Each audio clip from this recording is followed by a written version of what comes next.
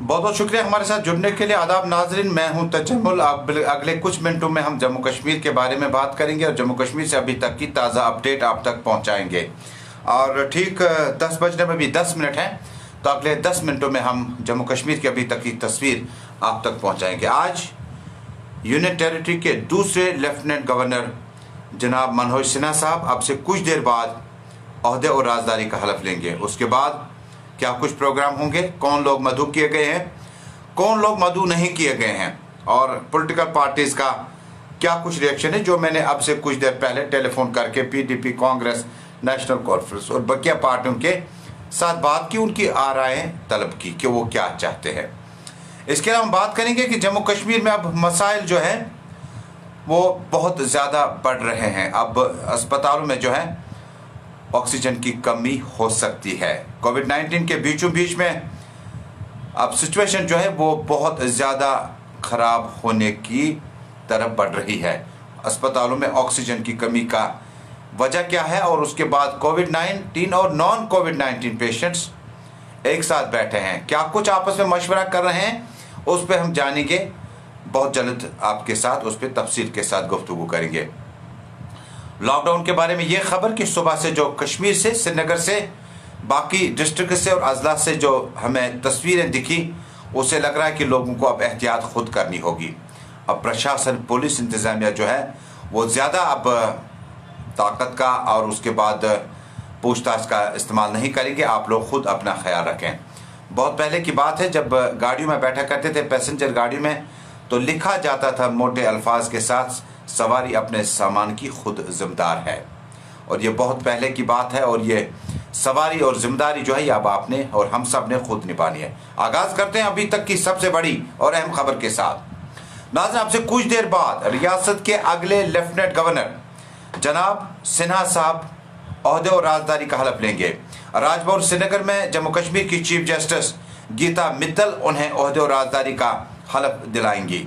और इस तकरीब में बहुत कम लोग, पुरवकार और सादा तकरीब का इनेकाद किया गया, जिसमें जो मदऊ किए गए लोग हैं, जो दावतनामे इरसाल हुए हैं, वो बहुत लिमिटेड है। इस बारे में हमने कई एक सीनियर लीडरान से रब्ता कायम किया, तो उन्होंने कहा कि ये डिस्ट्रिक्ट एडमिनिस्ट्रेशन और ज़िला इंतज़ामिया के साथ साथ ये ब्यूरोक्रेसी का अपना तरीका है, वो किसको बुलाएं किसको न बुलाएं। हालांकि आज बुलाने के बाद भी मुझे लगता है कि बहुत लोग थे जो शायद नहीं जा पाते। पीडीपी सदर मोहतरमा आज खुद बंद है, डिटेंशन में है। फारूक साहब, उमर अब्दुल्ला साहब भी काफ़ी दिनों से, चूँकि गुपकार डिक्लेरेशन के बाद गुपकार ओपन एक और डिक्लेरेशन के नाम से उन्होंने घर पे मीटिंग तलब की थी, और मीटिंग तलब करने के साथ ही इसमें साफ तौर पर देखा जा सकता है कि शायद वो नहीं आ पाते। तो ये भी एक खबर है कि जो कुछ हुआ ज़्यादा बेहतर नहीं हुआ।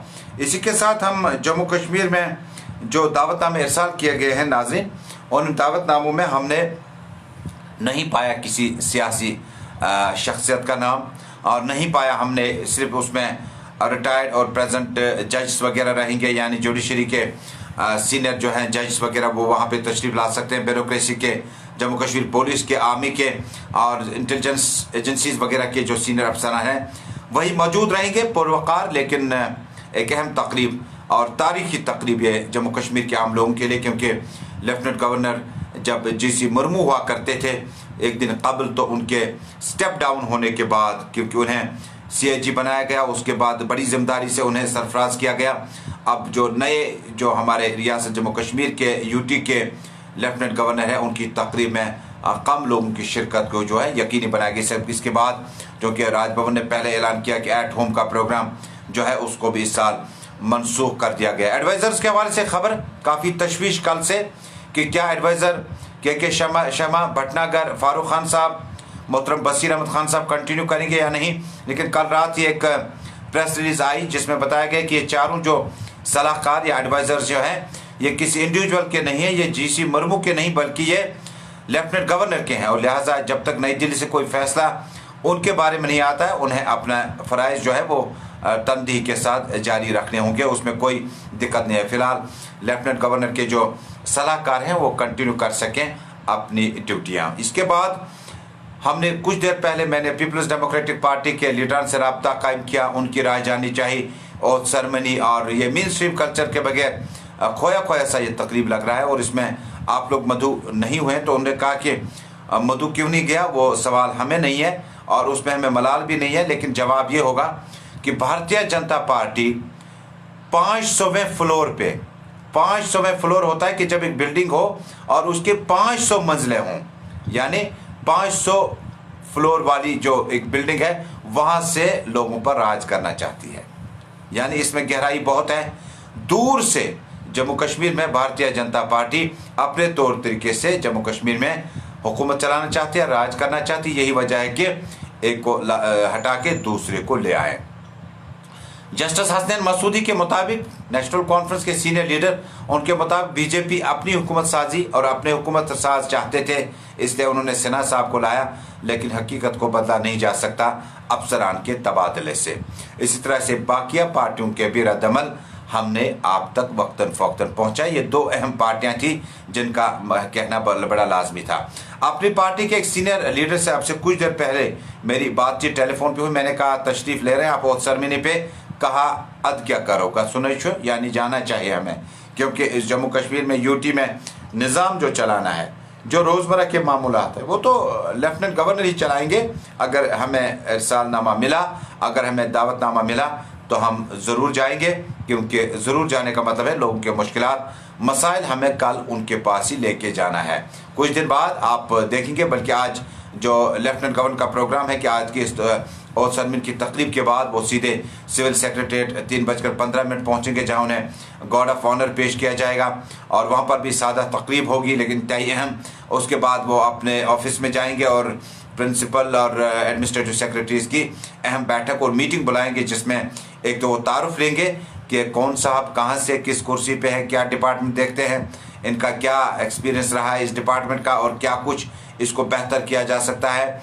एक मेड इन मीटिंग होगी, इंट्रोडक्शन भी होगी, साथ में हिदायत भी जारी किए जा सकें। उसके बाद लेफ्टिनेंट गवर्नर सिन्हा साहब का प्रोग्राम है कि वो नई दिल्ली रवाना होंगे और 12 तारीख को फिर श्रीनगर में एक बहुत बड़ा इज्तिमा, जिसमें और पंचों सरपंचों की कॉन्फ्रेंस होगी, जिसमें ऑनलाइन प्राइम मिनिस्टर मोदी भी बात रख सकते हैं, जो कि पहला मीटिंग जो है सिन्हा साहब का as lieutenant governor Jammu Kashmir, वो अब पंचों और सरपंचों की कॉन्फ्रेंस 12 तारीख को श्रीनगर में बुलाई हुई, जहां से जम्मू कश्मीर के कमोबेश तमाम जो नुमाइंदे हैं, उनके जो रिप्रेजेंटेटिव्स हैं, उनके जो लीडरान हैं, वो श्रीनगर आएंगे और यहाँ पर एक कॉन्फ्रेंस पूरा दिन चलता रहेगा।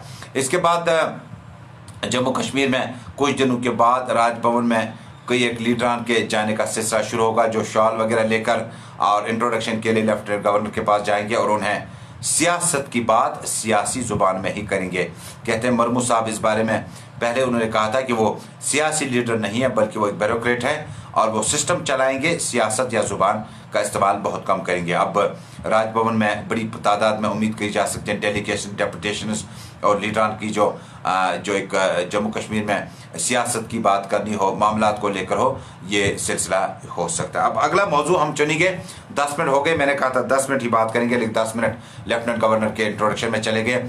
अब हम अगला मौजू लेंगे कि जम्मू कश्मीर में कोविड-19 के बीचों बीच में एक अहम खबर, सिक्किम में श्रीनगर में और बकिया अस्पतालों में ऑक्सीजन पोर्ट्स की कमी हो सकती है। जिस जगह आपका बेड है वहाँ पर ऑक्सीजन पोर्ट जो है वो लगना ज़रूरी है, क्योंकि इस रेस्पिरेटरी सिस्टम में, इस रेस्पिरेटरी खुदा न खास्ता फेलियर को रोकने के लिए, सांस फूलने के लिए, सांस रुकने के लिए आपको ऑक्सीजन की इंतहाई अहम ज़रूरत, और जिसके लिए बताया जाता है कि ऑक्सीजन की सिलेंडर्स की कमी का एहसास हो सकता है आइंदा कुछ दिनों में, जिसके लिए प्रशासन, इंतज़ामिया और बकिया लोग जो हैं वो लगे हुए कि किस तरह से इस डेफिसिट को कम किया जा सके। इसी के साथ अहम खबर सिक्किम से ये भी, अभी इमरजेंसी में कोविड-19 और नॉन कोविड-19 जो लोग अल्लाह न करे इस मुसीबत में फंसे हैं वो भी वहीं हैं, और जो लोग मुख्तलिफ इमराज में मुब्तला हैं, चाहे मरीज़ हों या मरीज़ा हों, वो एक ही जगह पर रखे गए हैं इमरजेंसी में और बकिया जगहों पर। उसकी वजह है कि इमरजेंसी में आपका ऑक्सीजन पोर्ट जो है वहाँ पे लगा है और एक से पाइप निकाल के दूसरे में लगाया जा सकता है, और उस पाइप को भी सैनिटाइज करना होगा कि ऐसा ना हो कि ये इन्फेक्शन जो है दूसरी जगह मुंतकल हो जाए। तो हम बड़ी मुश्किल और टफ सिचुएशन में गुजर रहे हैं और गुजरने वाले हैं, लिहाजा अपना आप बहुत ज़्यादा ख्याल रखें। अभी कुछ देर पहले जब मैं लाल चौक से वापस आया घर की तरफ तो देखा तो भीड़ ऐसी थी, और शाम के साइड ढलने के बाद भीड़ बहुत ज़्यादा होती। क्या करें, नफ्स का मामला है, लोगों ने निकलना है। ख़रीद फ़रोख्त करनी है, लेकिन थोड़ा सा आप ख़रीद फ़रोख्त करते वक्त डिस्टेंस रखें। ज़रूरी नहीं है कि दूसरे से आपकी तरफ इन्फेक्शन चला जाए, बल्कि यह हो सकता है कि आपका इन्फेक्शन उसमें चला जाए। लिहाजा बराबर बराबरी में रहें और डिस्टेंस रखें, तब जाके इस बीमारी से लड़ा जा सकता है। अगला अपडेट जम्मू कश्मीर से क्या कुछ होगा, बहुत जल्द आपके साथ दोबारा हाजिर होंगे।